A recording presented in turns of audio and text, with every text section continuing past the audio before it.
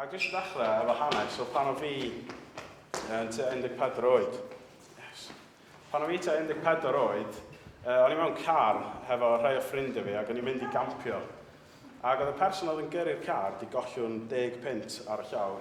Oedd wedi disgyn allan o'i boced. Ac oedd y 10 pint yma wedi glannu ar y llawr tu ôl y set. A dyma un o ffrindiau fi yn pigo'r 10 pint yma i fyny ac yn tapio y gyrrwr ar yr ysgwydd ac yn dweud, dyma ti, dy 10 pint yn ôl. A dyma fo'n jyst rhoi dy 10 pint yn ôl. A wedyn, dyma fo'n dweud y geiriau, ew, dwi yn gristion da. Dyma ffrind fi, achos bod wedi pigo 10 pint i fyny a rhoi o'n nôl i'r person oedd bio, dyma fo'n dweud, ew, dwi'n gristion da. A nes i edrych ar fo mynd, be? Pam ti'n meddwl ti'n gristion da? Pam ti'n meddwl bod ti'n gristion? A nes i gael yr ateb, wel, dwi obviously ddim yn Muslim. Ac oce, mae hwnna'n ateb eitha da, oedd o obviously ddim yn Muslim, ond wedyn o'n i fel, iawn, di hynna ddim meddwl ti'n gristion, pam ti'n meddwl ti'n gristion? Wel, dwi wedi cael fy bedyddio, dwi'n mynd i capel fel o leia unwaith y flwyddyn, dwi'n mynd i gael fy derbyn, so mae rhaid bod fi yn gristion. Ac da ni jyst eisiau gofyn y cwestiwn heno, be sy'n neud Cristion da? Be ydy'r term yma da ni'n defnyddio? Ew, dwi'n gristion da. Neu falle da ni'n dod yma heno ac yn meddwl, wel, os dwi'n dod heno, byddai'n edrych fel Cristion da. Dyma'r peth dylse fi wneud, dyma dylse fi fod yn wneud. A nes i gael tei gen fy ffrindiau. Ac o'n nhw'n meddwl, os o fi eisiau bod yn Gristion da, oedd rhaid i fi wisgo y tei yma.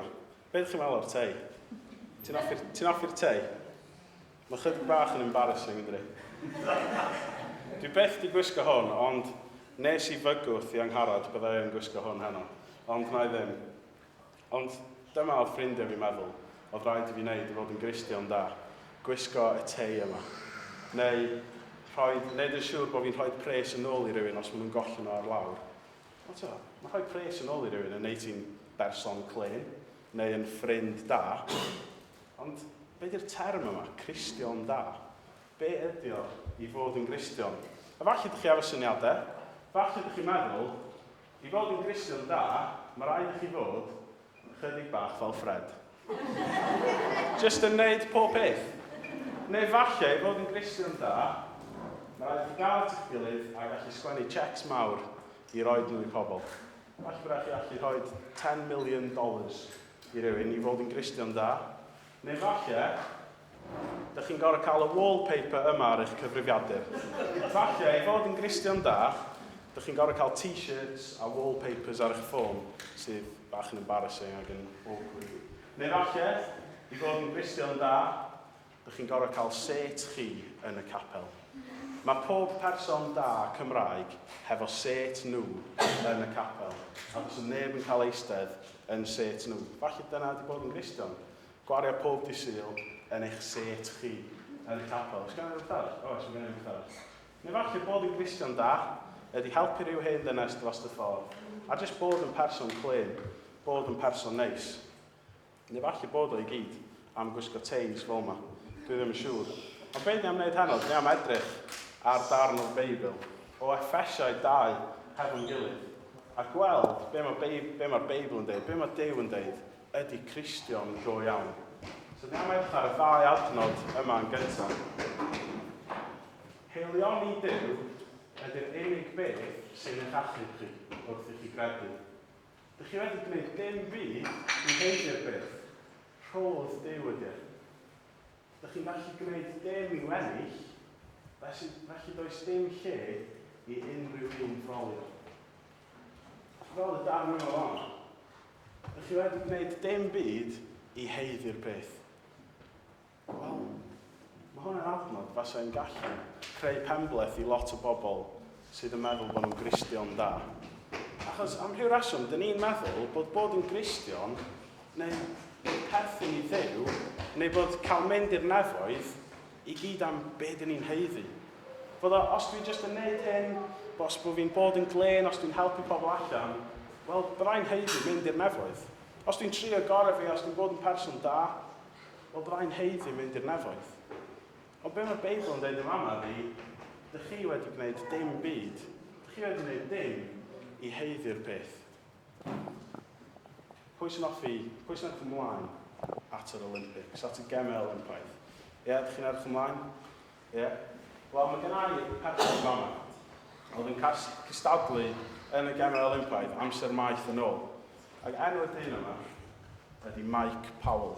Dych chi'n gallu dyfalu pa gamp oedd Mae Powell yn neud?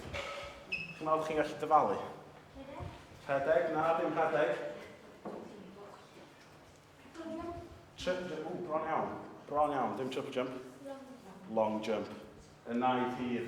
Mae Powell o America sydd efo record y byd am y naid hir.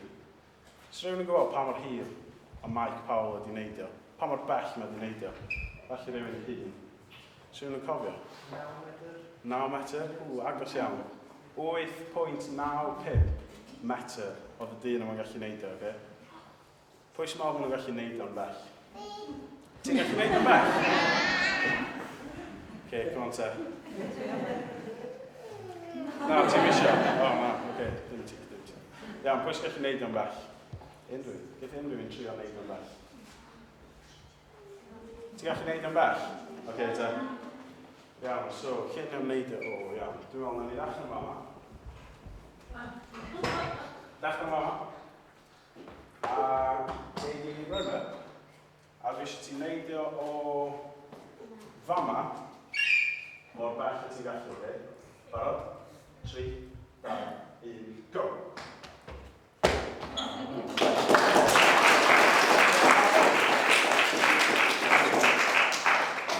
So os fi'n meddwl bod ti wedi neidio, ti a 2 metr. Da iawn.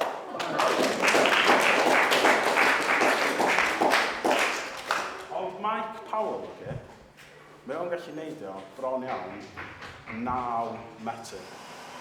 Nes i trio mesur o cyn i chi gyd gyrraedd, jyst trwy wneud camau, gan ei fynd tap mesur. Ac mae 9 metr tua o'r bwrdd i'r wal. Oedd y dyn yma yn gallu neidio o'r bwrdd i'r wal. Mae'n jump eitha mawr, yn dydi? Mae hwnna'n eitha dag. Faswn ni'n gallu trio am byth, faswn ni'n gallu hyfforddi am byth.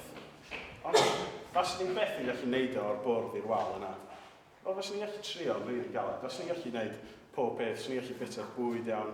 Faswn ni'n gallu byth mynd i McDonald's eto. Faswn ni'n gallu hyfforddi pob un diwrnod, neidio i bob man fel bod ni'n cael mwy o bractis. Ond faswn ni'n beth yn gallu neidio o'r bwrdd i'r wal, fel oedd y dyn yma'n gallu neud. Ond mae'r Beibl yn dweud bod yna gap, bod yna le hyd yn oed mwy rhwng ni a Duw. Hyd yn oed pellach o'r bwrdd i'r wal rhwng ni a Duw. Mae'r Beibl yn dweud, yr unig pobl sy'n cael bod yn ffrindiau i Dduw, yr unig pobl sy'n cael nabod o, cael mynd i'r nefoedd, ydy pobl perffaith. Ydy pobl perffaith. Safon Duw ydy perfeithrwydd. Ac, dwi'n gwybod amdano chi, ond dwi'n eitha pell o fod yn berffaith. Wel, mae mam a dad a fy chwaer bach wedi dod hynny, chwarae teg. A fes nhw'n gallu deud wrthych chi, dwi yn bell o fod yn berffaith. Dwi'n bell o fod yn berffaith. Ond dyna pa mor dda mae Duw eisiau fi fod. Mae Duw eisiau fi fod yn berffaith. A mae'r gap rhwng fi a perfeithion, rhwng fi a Duw, hyd yn oed bellach na o'r bwrdd i'r wal.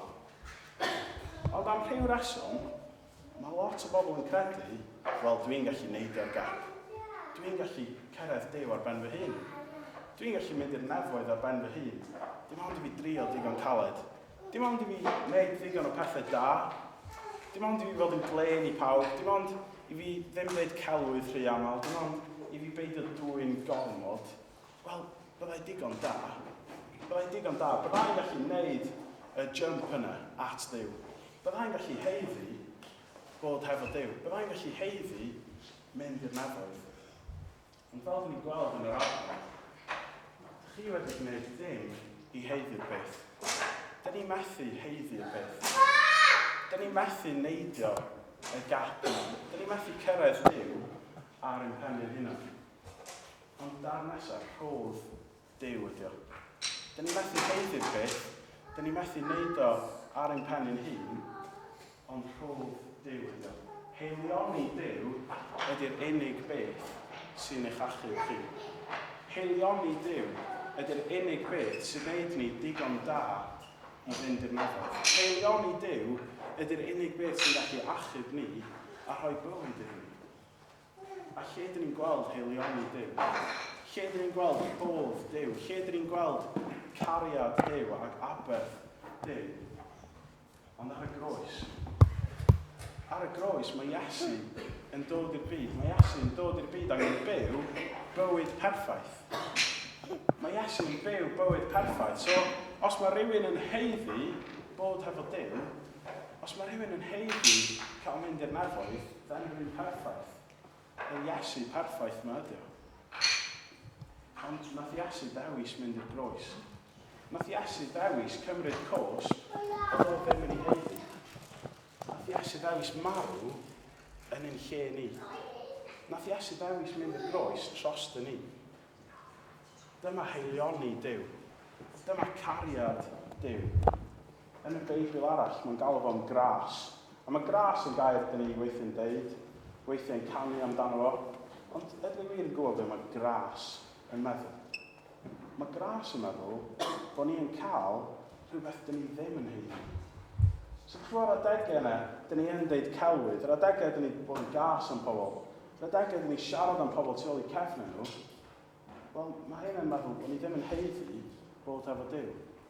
Mae hyn yn meddwl bod ni ddim yn heiddi cael mynd i'r nefoedd. Ond gras a heilioni Duw ydy bod ni'n cael beth dyn ni ddim yn heiddi. Ydy bod ni'n cael mynd i'r nefoedd bod ni ddim yn heiddi fo. Ydy bod ni'n cael nabod Duw bod ni ddim yn heiddi fo. Achos fe Iesu wedi marw ar y groes. Achos fe Iesu wedi cymryd y gosb yna arno ei hun. Fel wedi cymryd y gosb yna am yr adegau dwi wedi deud celwydd. Am yr adegau dwi wedi dwy'n neu deud pethau dylswn i ddim. Ac am yr adegau dyn ni gyd wedi wneud pethau dylswn i ddim.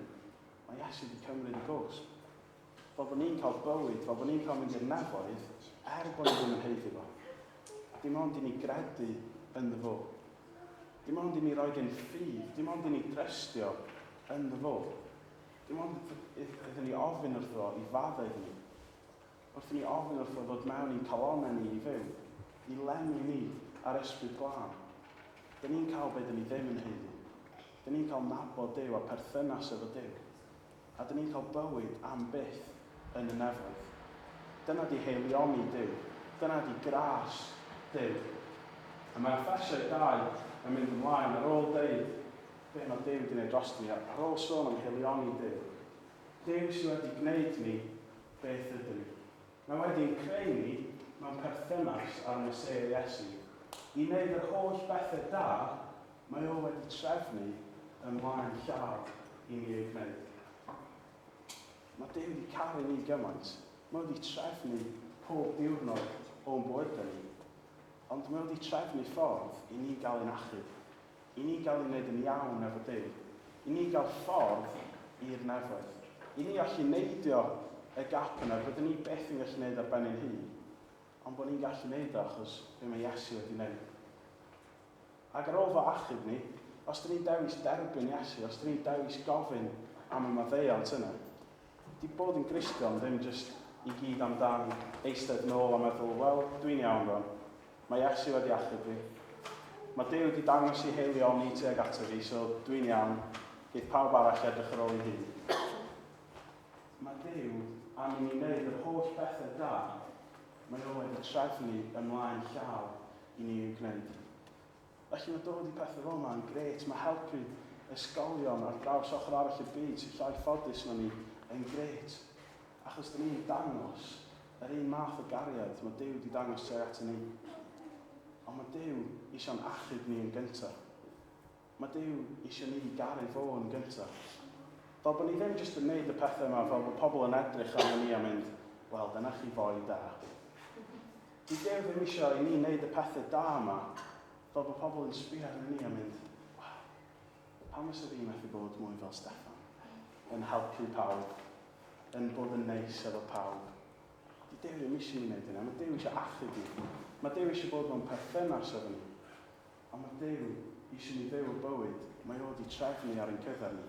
Y bywyd yma yn gwneud yr holl bethau da mae o wedi trefnu ar ein cyfer ni.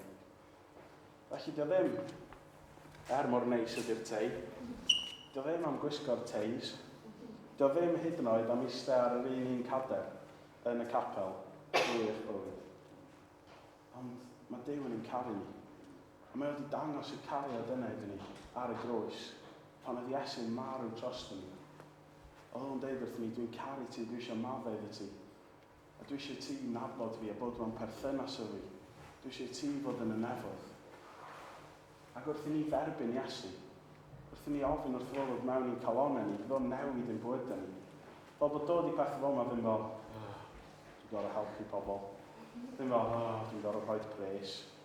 Ond byddwn ni eisiau gwneud y holl bethau da, mae Duw wedi trefnu ymlaen llaw ar ein cyfer ni. Byddwn ni eisiau dangos yr un fath o gariad mae Duw wedi dangos tuag atyn ni.